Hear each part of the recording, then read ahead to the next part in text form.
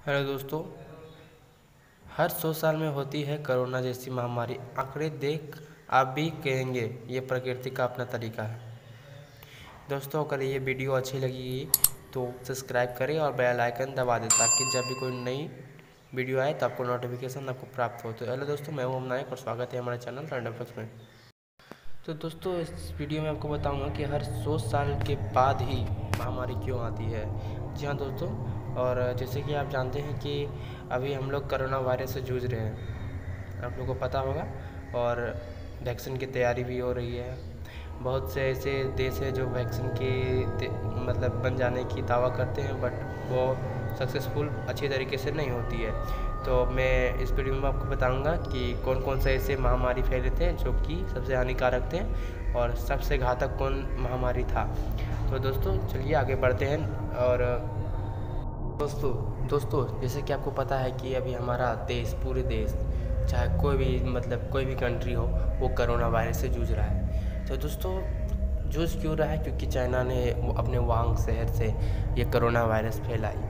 तो दोस्तों मैं इसके बारे में आपको एक्सप्लेन में बताऊंगा कि कैसे अगर ये वायरस फैल गई है तो इंसानी सभ्यता पूरी तरह नष्ट होने की क्षमता रखती है दोस्तों।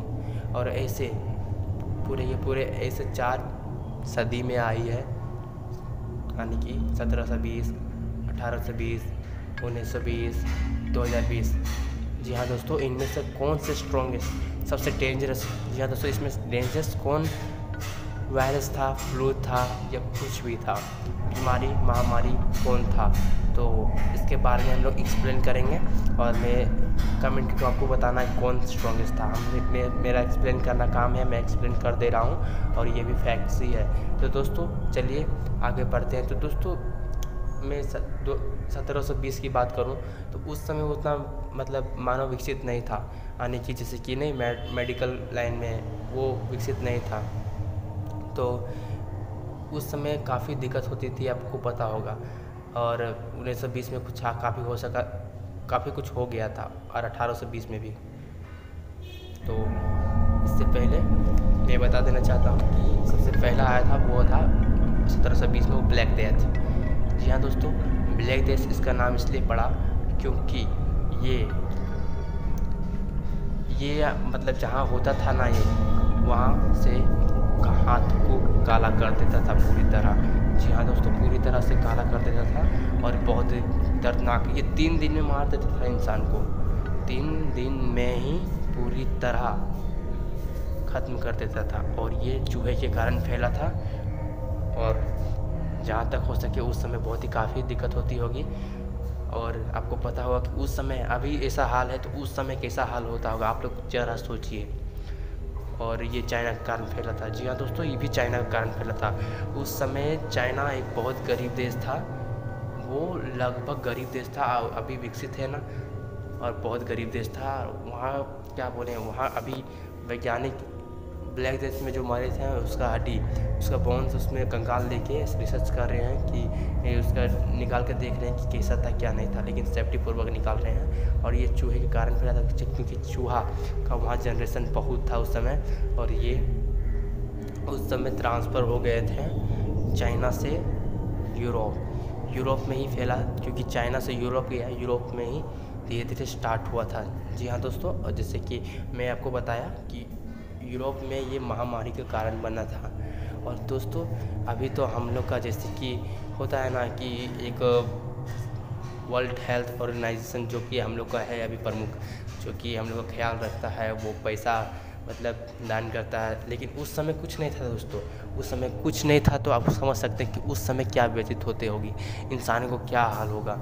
और उस समय होता था ना कि अगर हुआ तो सब लोग सोचते थे कि देवी देवता नाराज़ हो गए हैं, इसी के कारण वो एक साथ जुट होके जाके देवी देवता के पास प्रणाम करते थे, उसको पूजा करते थे। लेकिन पूजा करने से कोई फ़ायदा नहीं दोस्तों, ये फ्लू था, बीमारी था, और भगवान ये कुछ नहीं किया था, ये इंसान ही किया था। तो इंसान ही इसको कंट्रोल में ला सकता था, लेकिन ये बहुत ही हानिपूर्वक हम लोग के साथ हुआ और चूहे के चलते हुआ था दोस्तों।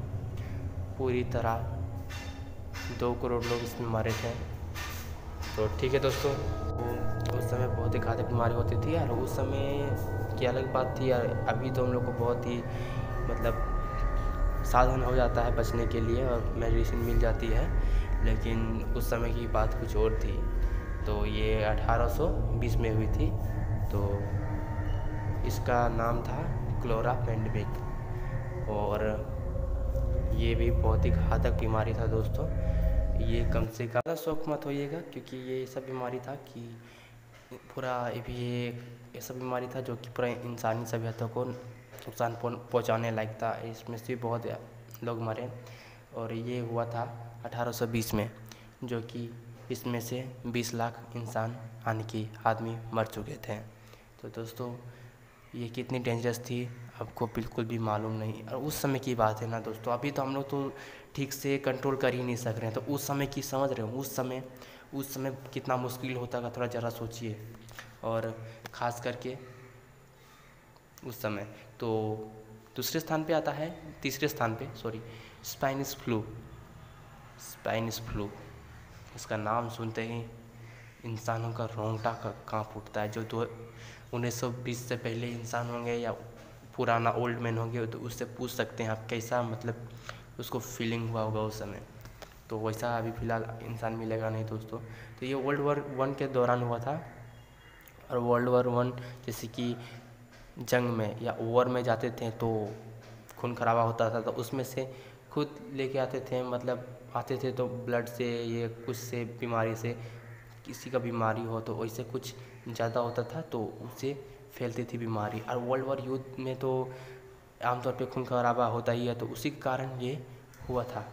और दोस्तों मैं एक बार और बताना चाहता हूँ कि इससे सबसे ज़्यादा इफ़ेक्ट पड़ा हमारे इंडिया को, क्योंकि उस समय हमारा जितना भी खाना भोजन है तो वो बंगाल से ट्रांसफ़र किया गया था यूरोप।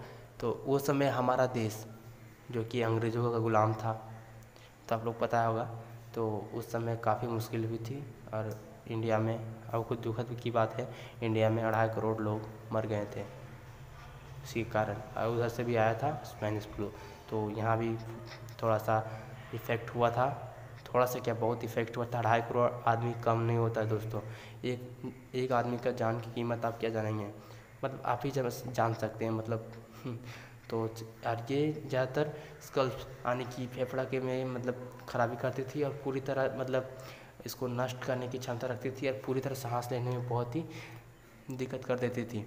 और 2020 तो दोस्तों इसका कारण भी, स्पेनिश फ्लू का भी कारण कहीं ना कहीं चाइना का ही था दोस्तों।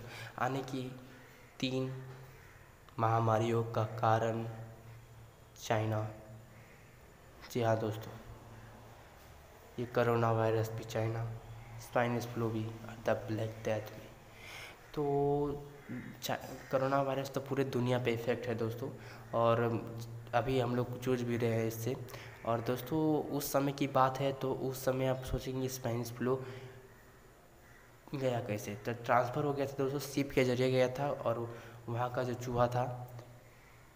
चूहा सही गया, मतलब बीमारी था तो चूहा वो को भी हो गया होगा, और शिप के ज़रिए वहाँ गया। तो चूहा घर पे आमतौर पे रहता है, खाना या पीना में मुँह लगा देता है, तो उससे बीमारी बढ़ती है। तो आपको कैसी लगी इसमें कमेंट करके इसके बारे में ज़रूर बताइएगा। तो चलिए आगे बढ़ते हैं। तो दोस्तों क्या लगता है आपको कि अभी कोरोना वायरस ज़्यादा स्ट्रॉन्ग है, मतलब डेंजरस था, या स्पेनिश फ्लू? तो दोस्तों मुझे तो लगता है कि 2 महामारी सबसे स्ट्रॉन्गेस्ट था, और ब्लैक डेथ की तो उस समय की बात है, लेकिन अभी जो कोरोना वायरस है वो पूरी दुनिया में फैल चुकी है। जी हाँ दोस्तों, फैल चुकी है और पूरी तरह इंसान को संकट में आ चुके हैं, इंसानों को संकट में ला चुकी है चाइना, और ये चाइना का वांग से फैला है। तो दोस्तों मेरा कहना है कि अभी सरकार की बात माने, और जितनी हो सके उतने घर में ही रहें, बाहर ना निकलें, मास्क का उपयोग करें और हाथ धोते रहें। और अगर कोई आदमी आपका बेस्ट फ्रेंड आता है या कोई बड़े आदरणीय आता है तो आप उसको दूर से ही प्रणाम करें, ताकि आपको हाथ ना मिलाना पड़े और आप संकट में ना आए।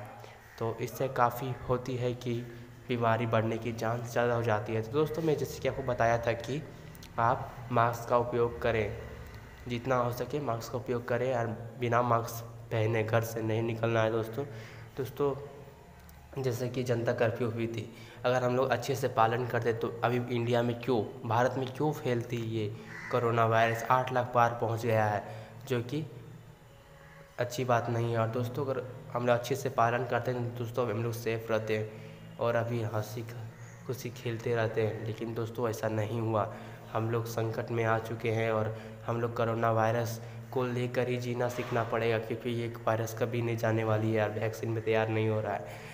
आने वाले टाइम में अगर होती है तो अच्छी बात है। फ़िलहाल अभी हम लोग को गवर्नमेंट का बात मानना पड़ेगा, सरकार की बात माननी पड़ेगी। और दोस्तों जहाँ तक हो सके ये वीडियो को शेयर कीजिए और सेफ रहिए। थैंक्स फॉर वाचिंग दोस्तों, bye, good night, take care.